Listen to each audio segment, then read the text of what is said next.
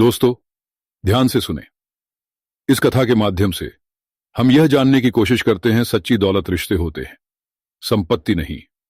रोहन और कबीर सिर्फ भाई ही नहीं बल्कि सबसे अच्छे दोस्त थे। छोटे से कस्बे में पले बड़े, वे हर चीज साथ में करते। क्रिकेट खेलना, पेड़ों पर चढ़ना और बड़े सपने देखना। रोहन बड़ा था, जिम्मेदार और समझदार, जबकि कबीर चंचल और जिज्ञासु था। उनके माता पिता एक छोटी सी किताबों की दुकान चलाते थे। पैसे ज्यादा नहीं थे, लेकिन घर में प्यार और हंसी की कोई कमी नहीं थी। लेकिन एक दिन सब कुछ बदल गया। उनके पापा का अचानक निधन हो गया। मां दुख में टूट गईं और दुकान की हालत भी खराब होने लगी। रोहन ने खुद को परिवार की जिम्मेदारी संभालने के लिए तैयार कर लिया।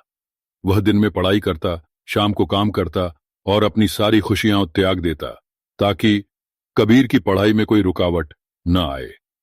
कबीर को यह अच्छा नहीं लगता था कि उसका भाई इतनी मेहनत कर रहा था।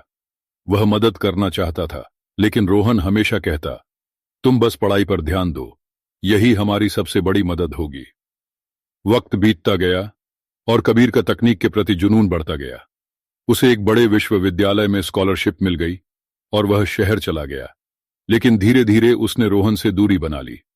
उसे अपने साधारण अतीत पर शर्म आने लगी थी। वह अब घर कम ही आता था। रोहन कुछ नहीं कहता था, बस मुस्कुराकर इंतजार करता था। एक दिन कबीर को एक वकील की ईमेल मिली।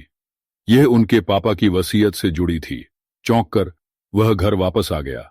घर आकर उसने देखा कि उनकी किताबों की दुकान पहले से भी ज्यादा जर्जर हो चुकी थी।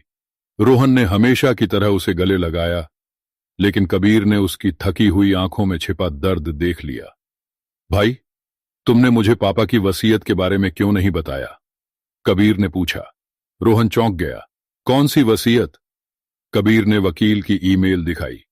उसमें लिखा था कि उनके पापा ने मरने से पहले एक पत्र छोड़ा था जो उनके पुराने लकड़ी के संदूक में बंद था।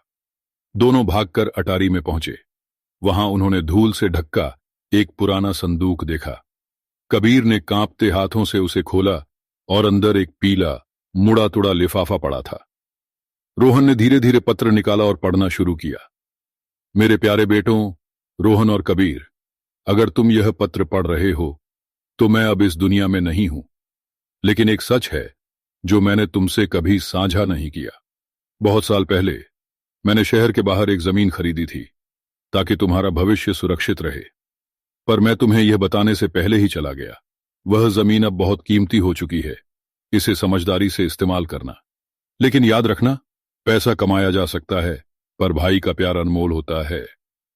दुनिया तुम्हें भटका सकती है पर कभी एक दूसरे से दूर मत होना। दोनों भाई स्तब्ध रह गए। उनके पास दौलत थी, लेकिन वे इसे कभी जानते ही नहीं थे। कबीर की आंखें छलक पड़ीं। भाई, इतने सालों तक तुम अकेले संघर्ष करते रहे और हमारे पास ये सब था। रोहन हल्का सा मुस्कुराया। अगर मुझे पहले भी पता होता तो भी मैं वही करता जो अब तक कर रहा था। तुम मेरे छोटे भाई हो, तुम्हारी खुशी ही मेरी खुशी है। उस रात कबीर ने एक फैसला किया। उन्होंने जमीन बेचने के बजाय उसी पर एक बड़ी किताबों की दुकान खोली। एक शानदार लाइब्रेरी, एक कैफे और एक टेक्नोलॉजी सेंटर, जहां गांव के बच्चे कोडिंग और नई चीजें सीख सकें। भूले हुए पत्र ने उन्हें सिर्फ दौलत नहीं दी, बल्कि यह एहसास भी दिलाया कि सच्चा खजाना भाईचारे का प्यार और साथ होता है।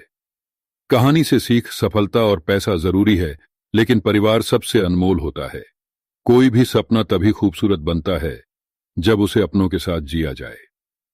दुनिया चाहे कितनी भी बदल जाए, जो लोग आपके संघर्ष में आपके साथ खड़े रहे, उन्हें कभी न भूलें।